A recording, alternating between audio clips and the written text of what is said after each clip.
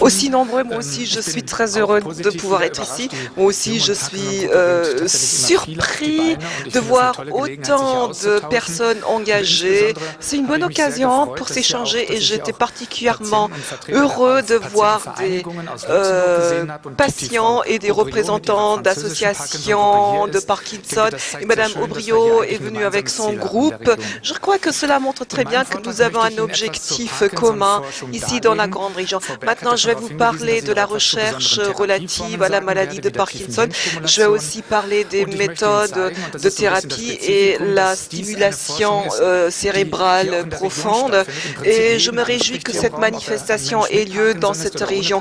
Que vous soyez atteint de la maladie ou que vous soyez proche, nous avons tous besoin de plus d'informations sur la maladie. Par rapport à la maladie, nous avons besoin de plus d'informations sur cette maladie parce qu'il y a beaucoup de questions en suspens. Ceci nous a beaucoup occupés et nous avons essayé comment est-ce que nous pouvons améliorer la recherche au Luxembourg. Notre premier objectif, pour mieux comprendre la maladie, c'est que nous voulons mettre en place un registre. On fait ça au Luxembourg parce que nous voulons savoir combien de malades atteints du Parkinson existent et quelle est l'étendue. Est-ce que l'aide proposée, est-ce qu'on fait donc appel à l'aide proposée? Et nous pensons que c'est bien de lancer cette méthode au Luxembourg parce que nous pouvons faire bouger les choses assez rapidement et nous croyons que nous pouvons très bien couvrir tout le pays. Mais évidemment, notre objectif, c'est aussi de coopérer au-delà des frontières. Pour cela, ceux qui s'intéressent au Parkinson se sont réunis au Luxembourg, à savoir les médecins, les soignants, les orthophonistes. Nous les avons réunis pour faire ce pas en commun et ça c'est important. Et Madame le professeur Berg est une de nos partenaires internationaux avec l'étude menée à Tübingen. Nous travaillons partout en Europe, et même aux États-Unis, pour profiter de toutes les recherches menées et pour vraiment profiter de ce que les collègues réussissent à trouver. Et la maladie de Parkinson est vraiment un exemple pour étudier d'autres maladies, comme par exemple la démence. Notre projet a seulement commencé cette année. À l'occasion de la journée mondiale Parkinson, nous avons donc fêté le lancement de cette étude et c'est donc le 17 avril que nous avons lancé l'invitation aux malades mais aussi aux proches de nous soutenir dans notre recherche. Et c'était quelque chose de particulier car ceci était pour nous l'occasion de réunir des partenaires au Luxembourg. Si vous voulez faire un don de sang, ceci est envoyé à une banque qui a été mise en place expressément pour étudier ces échantillons, mais cette banque de sang peut aussi être utilisée par d'autres partenaires. Vous voyez d'autres partenaires avec l'hôpital, le plus grand hôpital de Luxembourg et avec un centre de recherche à Esch, dans le sud du Luxembourg. Alors il y a beaucoup de partenaires qui se sont réunis, mais je l'avais déjà dit, on ne veut pas seulement rester sur ces lieux-là, mais on veut vraiment couvrir tout le pays. Nous travaillons aussi avec l'association Parkinson de Luxembourg. Nous allons jusqu'à Ettelbruck, dans le nord de Luxembourg, pour nous adresser à des malades qui habitent là-bas. Donc c'est une approche très large et ce qui est important, nous regardons aussi au-delà des frontières. Et lorsque je suis venue ici, lorsque nous avons discuté au repas de midi, nous avons vu que nous avons déjà des partenaires en Rhénanie-Palatinat et nous espérons trouver aussi des partenaires en ça.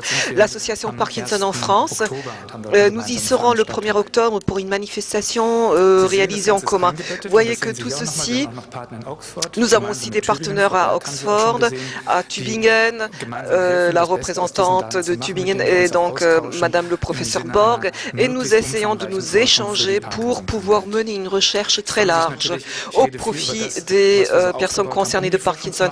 Et de quoi s'agit-il? utile quand on parle recherche en matière de Parkinson. Ce matin, je crois que vous avez déjà entendu que nous connaissons cette maladie depuis très longtemps déjà et nous pouvons déjà la traiter assez bien. Du moins, pendant les premières années, on ne voit pratiquement pas les symptômes, mais on ne sait pas encore vraiment ce qui se passe. Pourquoi des cellules nerveuses vieillissent prématurément. Ici, vous voyez quelques domaines que nous avons identifiés, comme par exemple la génétique, les facteurs environnementaux. L'âge est un facteur très important et Madame Berg a déjà beaucoup parlé d'alimentation.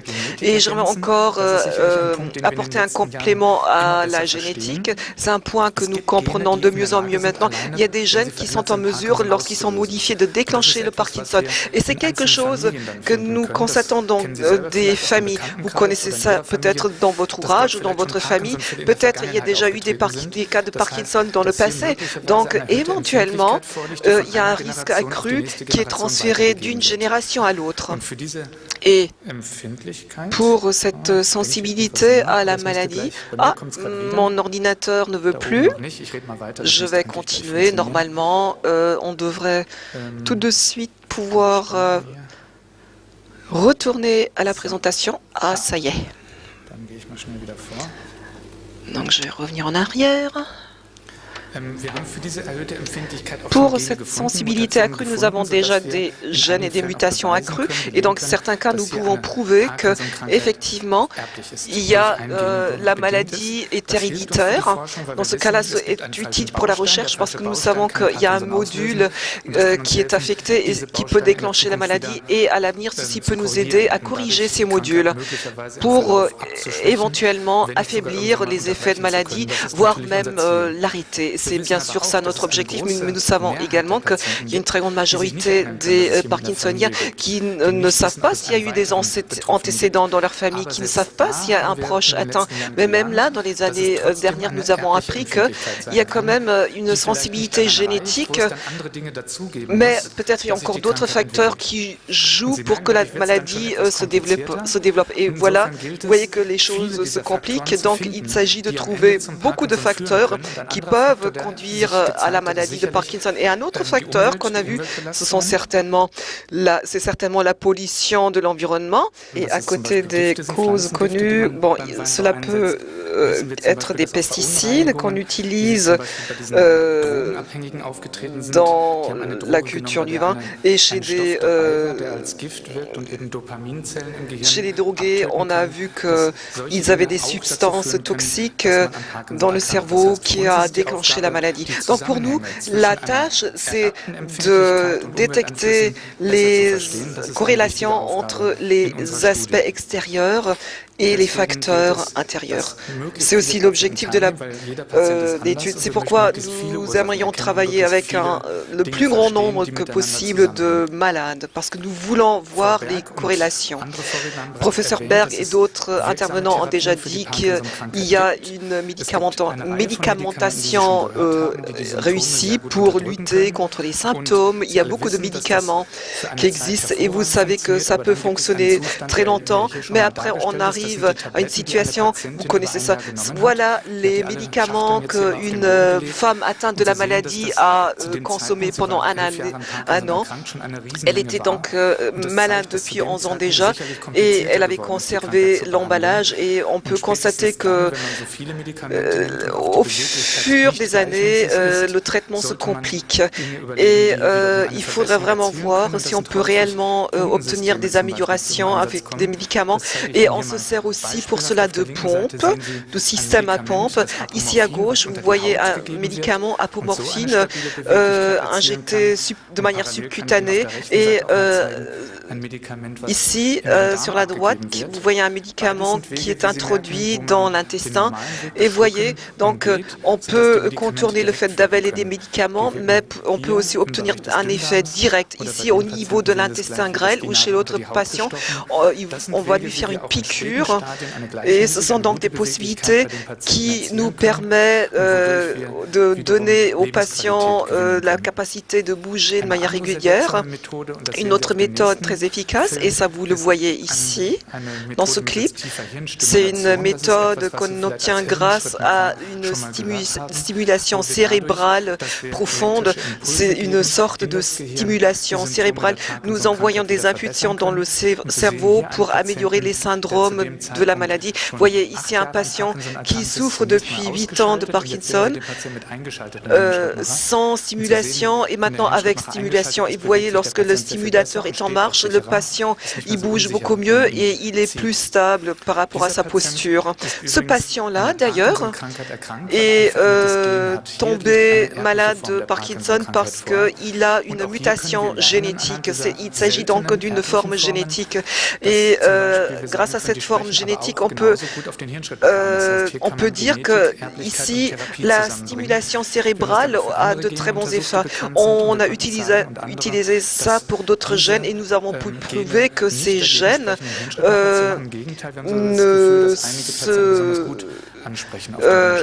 s'apprêtent très bien pour une thérapie à la stimulation. Et nous avons aussi appris que pour des cas non génétiques, il y a certaines caractéristiques génétiques qui peuvent indiquer si une telle thérapie est utile, oui ou non.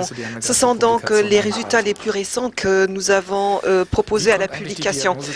Comment est-ce qu'on établit le diagnostic? Et là aussi, on veut faire une contribution grâce à notre recherche. Le diagnostic à l'heure actuelle, et vous l'avez déjà entendu ce matin, souvent, c'est donc un diagnostic clinique. Donc, un neurologue expérimenté va faire une anamnèse, il va s'informer quel est le développement des symptômes. Il prend aussi en considération d'autres symptômes, mais on ne peut pas encore prouver qu'il s'agit de Parkinson. Cela repose sur l'expérimentation. On peut aussi utiliser d'autres méthodes comme le DaTscan, mais finalement, ceci contribue au fait que le diagnostic est établi assez tardivement lorsque des symptômes sont déjà assez clairs. Donc, nous voulons essayer de pouvoir poser le diagnostic assez tôt, car nous sommes d'avis comme beaucoup d'autres encore. Si on peut influencer la maladie très tôt déjà, on peut améliorer la qualité de vie et on peut ralentir le développement de la maladie. À l'heure actuelle, et ça je l'ai déjà dit, le diagnostic se fait en clinique et un diagnostic sûr est seulement possible sous le microscope. Donc, si on prend la méthode du microscope, on peut voir que des cellules nerveuses sont bouchées par la protéine, c'est synucléine. Mais ce qui est typique pour cette maladie, c'est que les déchets ne sont plus évacués et la cellule ne peut plus fonctionner comme auparavant. Et ça, c'est vraiment un diagnostic très tardif. C'est ce qu'on voit sous le microscope lorsque la personne est décédée. Mais on essaye de trouver une méthode, de trouver des preuves dans le sang ou les urines ou la salive pour voir plutôt ce que peut déclencher le Parkinson. Il y a par exemple des groupes qui regardent la protéine dans le liquide cérébro-rachidien, parce que ça aussi, ça peut être un indice que la maladie de Parkinson s'est déclarée. Ce qui est important, lorsque je vous présente cette maladie, il faut également savoir qu'il existe différents types de Parkinson et le neurologue, il doit toujours aussi essayer de bien définir de quelle forme il s'agit. Madame Berg, vous avez déjà montré les autres formes. Ce que je voulais souligner dans ma présentation, c'est que nous devons aussi considérer les syndromes atypiques et nous vous invitons les patients qui souffrent de ces syndromes atypiques parce que nous croyons qu'il y a des corrélations et nous croyons qu'il est important de bien pouvoir distinguer très très tôt pour voir qu'est-ce qui va plutôt se développer en direction d'MSA ou de PSP. Ça aussi, ça fait partie de notre étude. Donc, on veut pouvoir être en mesure de mieux distinguer. Ici, je vous montre encore quelques exemples. C'est quelque chose que vous vivez vous-même. C'est intéressant de voir que chaque patient est différent. Si vous voyez une femme malade qui tremble très fortement, un autre malade qui est plutôt rigide dans ses mouvements, ici vous voyez un malade qui est très jeune, il est tombé malade à l'âge de 17 ans, ça existe aussi. Donc chaque patient a ses particularités et nous croyons qu'à l'avenir, il sera très important de bien distinguer entre les groupes parce qu'on peut peut-être proposer des thérapies à des moments différents selon l'âge. Dans cette mesure, donc, au-delà du diagnostic que l'on établit jusqu'au jour d'aujourd'hui, c'est de mieux pouvoir protéger les cellules nerveuses par d'autres approches. Nous n'avons pas encore de médicaments qui éviteraient la vieillesse prématurée, mais nous croyons que grâce à l'échange avec beaucoup de partenaires aussi au niveau international, on va pouvoir trouver des moyens et des médicaments et qu'on va pouvoir faire des propositions dans le cadre de notre étude ici pour la grande région. Nous avons encore un objectif à long terme. Nous voulons mieux comprendre la maladie pour développer des thérapies à l'avenir, mais nous avons aussi un objectif à court terme, car ainsi nous avons la possibilité de mieux nous informer, de mieux coopérer ensemble et peut-être de profiter de ce qui se fait au-delà des frontières pour les impliquer dans nos thérapies. Je voudrais encore vous dire qu'il est important, et c'est pourquoi cette journée d'aujourd'hui est très importante. Nous devons aussi prendre en considération les différentes perspectives. Un médecin, un neurologue qui traite la maladie, il voit les symptômes qu'il peut traiter avec des médicaments, avec la lévodopa, c'est par exemple la raideur, le tremblement, la kinésie, mais souvent le patient, il a une autre perspective. Pour lui, d'autres choses importantes, comme par exemple les troubles de sommeil, les douleurs ou bien la constipation. C'est pourquoi il est important aussi de s'échanger et peut-être de définir de nouveaux points forts pour la recherche. Il ne faut pas seulement penser aux médicaments qui améliorent les mouvements, mais aussi des médicaments qui luttent contre les troubles de sommeil ou pour lutter contre les douleurs. Ça aussi, c'est important et c'est quelque chose à quoi on va s'attaquer dans le courant de la recherche. Comment est-ce qu'on peut participer? Ça, c'est un point important. Comme vous avez déjà vu, nous avons commencé au Luxembourg et on voit tout d'abord les patients dans cet hôpital, mais nous sommes présents aussi dans le reste du Luxembourg. Nous pouvons aussi traverser les frontières. Nous avons un contact à Trèves et à Kaiserslautern. Donc là, nous y avons des partenaires avec lesquels nous coopérons et nous avons une sorte de flying team, une équipe volante. Donc notre équipe s'y rend en minibus. Et il y a des patients qui se sont inscrits sur le terrain et sur le terrain de leur résidence, ils peuvent participer à l'étude. Donc ils ne sont pas obligés de se rendre à Luxembourg, mais nous allons voir des patients là où ils habitent et on pourra disposer de ce minibus à partir de novembre et on est très heureux d'avoir cette possibilité. J'avais déjà dit que nous avons différents partenaires et différents hôpitaux dans la grande région et je suis sûr et certain que d'autres viendront nous rejoindre et tous les travaux sont menés en coopération avec nos partenaires, avec Madame Berg à Tübingen, à Kassel, avec Lille et Oxford. Ce qui est important, et c'est peut-être important aussi pour vous ici, on peut vraiment apporter une très grande aide lorsqu'on n'est pas touché par la maladie de Parkinson, parce que nous voulons aussi faire des comparaisons, parce que si on trouve quelque chose, on se demande est-ce que c'est uniquement valable pour les personnes malades ou est-ce que des personnes qui sont en bonne santé, est-ce qu'elles présentent aussi des facteurs? Tout est, on garde toujours l'anonymat et vous restez toujours chez votre neurologue. Donc, on ne vous demandera pas de changer de médecin, mais vous êtes toujours informé et tous ceux qui participent à l'étude vont recevoir une lettre d'information pour vous mettre au courant, pour vous expliquer les résultats que nous avons déjà atteints. Donc, notre objectif est d'avoir la participation de 800 patients et de pouvoir couvrir même des formes rares de la maladie. Et au-delà d'un examen approfondi, on procédera à un prélèvement sanguin, un prélèvement d'urine, un prélèvement de salive, très utile également pour la recherche. Et l'examen dans sa totalité se fait sur la base du volontariat. C'est à vous de décider si vous souhaitez y participer et dans quelle mesure vous souhaitez y participer. Nous avons différentes formes de participation. Il y a des patients qui ne souhaitent pas aller dans la totalité totalité ou participer à la totalité des examens. Donc, tout cela se fait sur la base de votre accord et de votre volontariat. Donc, je vous donne un exemple concret pour pouvoir vous illustrer ce qu'on fait au cours d'une étude. Tout d'abord, on procède à un examen neurologique tel que vous le connaissez de votre médecin traitant. Il y a différents tests qui sont effectués et lors de la pause déjeuner, vous avez peut-être pu apercevoir ici et là ce type de test. Donc, par exemple, pour évaluer la perception des couleurs, également des examens pour vérifier l'adresse, l'habilité, la dextérité.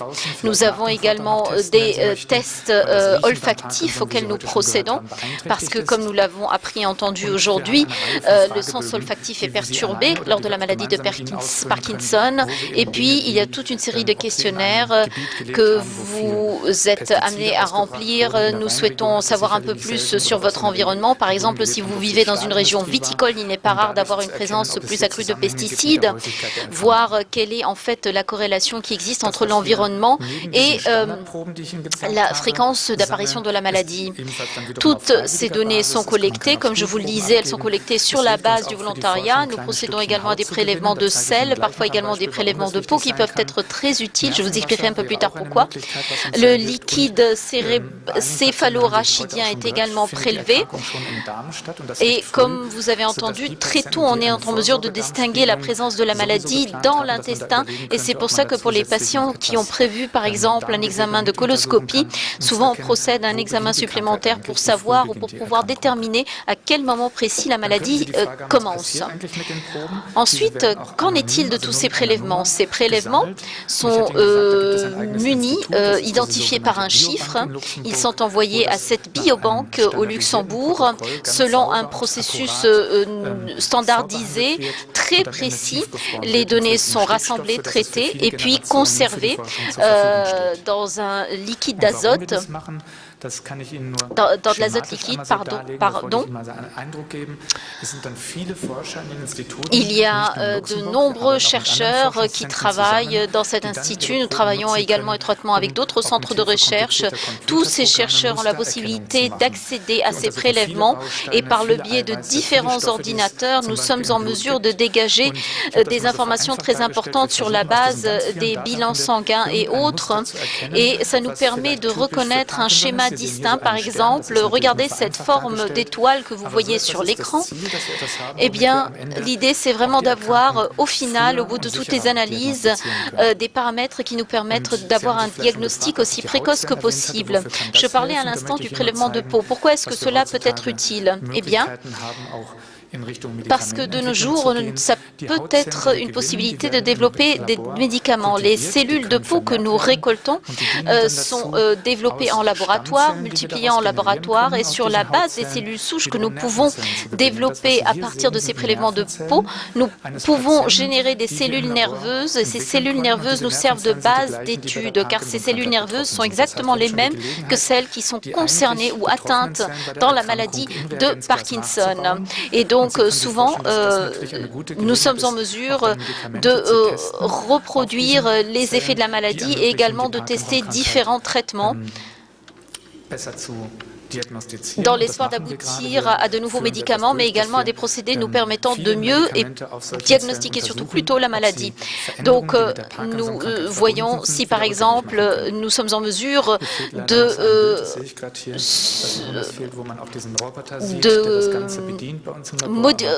procéder au changement constaté sur les cellules souches, par exemple.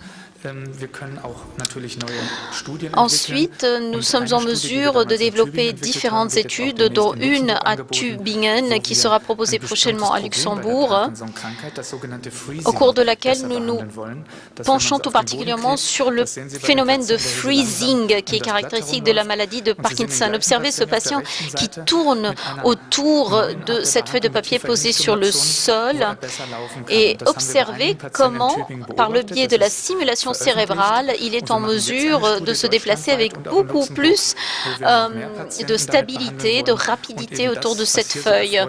Donc, nous souhaitons avoir des résultats qui confortent ces premiers constats, ce premier constat, et avoir plus d'indications sur la maladie. J'en viens à la partie finale de mon intervention. Je souhaite vous indiquer quel est l'avantage de la participation à l'étude. Eh bien, vous serez informé régulièrement de tout ce qui se passe. Tout ce qui est fait en plusieurs langues, luxembourgeois, allemand, français. Tous les patients peuvent y participer. Il y a un numéro que vous pouvez contacter continuellement, une hotline, par le biais de notre site Internet et également notre lettre d'information, le newsletter. Vous serez informé régulièrement. Ensuite, nous vous inviterons une fois par an à participer à la maladie, car votre maladie évoluera et nous souhaitons justement vous accompagner au cours de cette évolution. Nous avons un contact étroit avec votre médecin traitant, le neurologue et le gériatre. Et tout cela, c'est un travail exhaustif, un travail de longue haleine, bien évidemment qui n'est possible que grâce à cette équipe que vous pouvez voir ici. Voici les 30 collaborateurs et entre-temps, il y en a même bien plus encore. Toutes ces personnes travaillent dans les laboratoires, avec les ordinateurs, en tous les cas apportent tout leur concours et leur soutien pour faire évoluer les recherches. Je souhaite saluer tout particulièrement ces deux personnes que vous voyez ici sur écran et qui sont en dehors de la pièce et qui répondront avec plaisir à toutes vos questions. Voilà en succinct encore toutes les informations et coordonnées pour nous contacter et je vous remercie de votre attention.